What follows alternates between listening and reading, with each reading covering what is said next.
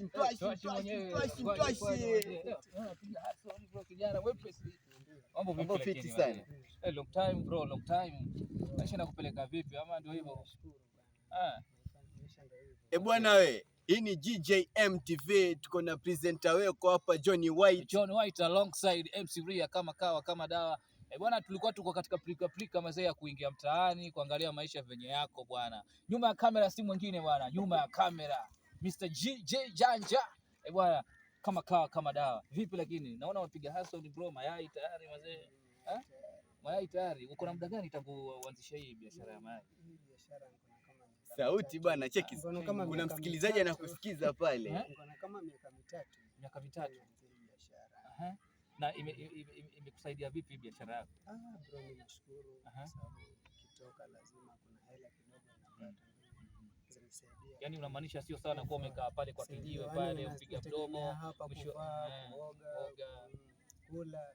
Hebu labda nikuulize, unajua kijana mtanashati kama hivi, unajua huku kwetu si rahisi kumpata ameshika ndoo kama hivi anazungusha mayai, lakini ni nini ilikusukuma mpaka ukafikiria hii ndio yani? Bro, sasa ukiangalia maisha ya mtu utalala njaa. Kweli. Wazungu wanasema be yourself. Kwa sababu ukitoka ushakwisha kuna shilingi unaingiza mfukoni. Achana na kuiga mienendo ya watu. Ifika jioni wewe niwe na familia yako. So lazima uwe na shilingi mfukoni kwa meza, wewe kuna chakula. Lakini ukiangalia sijui marafiki ushakwisha la njama. Ni nani mwenye alikuinspire sana kwa hii business? Kuna jamaa mmoja anaitwa Siria. Huyo jamaa alikuwa mchapakazi sana. Huyo jamaa ndo yani tutasema yeye ndo alinisaidia, yani alinipatia mwelekeo ama njia ya kuendelea na haya maisha, yani in short kwa hii biashara. Okay. Ndio. So kuna kulingana na mtu mwenye uko pale mwenye anakutazama kupitia kwa social media pale, kuna kijana yuko mahala anakutazama kwa sahihi bana, pengine haungeenda akawa anafikiria pia naye kuanza biashara kama hii, unamshauri vipi ile kijana? Bro, acha nikwambie, yeye kama mkuanza acha aanze tu, kwa sababu mwisho wa kwisha yeye ni shilingi ndo ataingiza kwa mfuko. So hii kitu inafaa kujitolea, kujitolea. Ndio kuna wengi wanasema sasa mimi hata kule mtaani hata mademo ataniambiaje.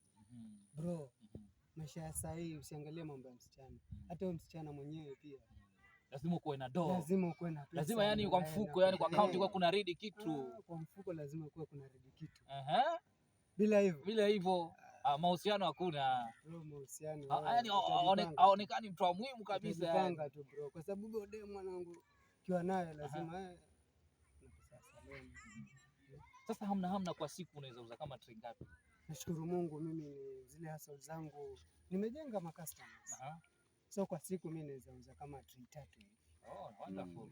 Nzuri sana hiyo. Unajua umeshinda upande wa faida. Hiyo siwezi kwambia kidogo. Hiyo ni chini ya maji. Hiyo ni siri yangu. Na ukiangalia pia uko nyumbani, ulipi rent. Naona that's amazing. Ukimalizia pengine John White. Unajua mazee sasa hii, acha nikwambie, wewe umekuwa kama mentor kwa mtu fulani. Kuna watu wenye ambao wanakumilika. Kuna watu wenye ambao sasa wanakuiga, unapigiwa mfano. Kuna wazazi wenye ambao wanapigia mpato watoto wao wawe kama wewe, waondoe ile haya kando, waangalie maisha yao. Unajua sasa hii watu wamepotea, watu wameingia sana kwenye miadarati nini, lakini cheki wewe umesimama na hii kazi. Big up mazee, mimi nakusalute. Nataka uendelee hivyo.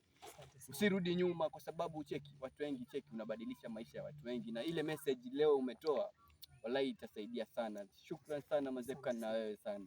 Bwana, thank you Mr. Trash. Mazee tunashukuru, japo tumetumia muda wako, lakini mazee ndio hivyo, tumeelimisha mwingine pale nje mazee. Hadi wakati mwingine mazee, big up yourself. Asanteni sana mashabiki zetu pale kwa social media mazee, wanatupata kama GJM. Mazee tu follow pale na kila kitu inakuwa sawa tena zaidi. Hadi wakati mwingine, kwa heri kwa sasa. Thank you.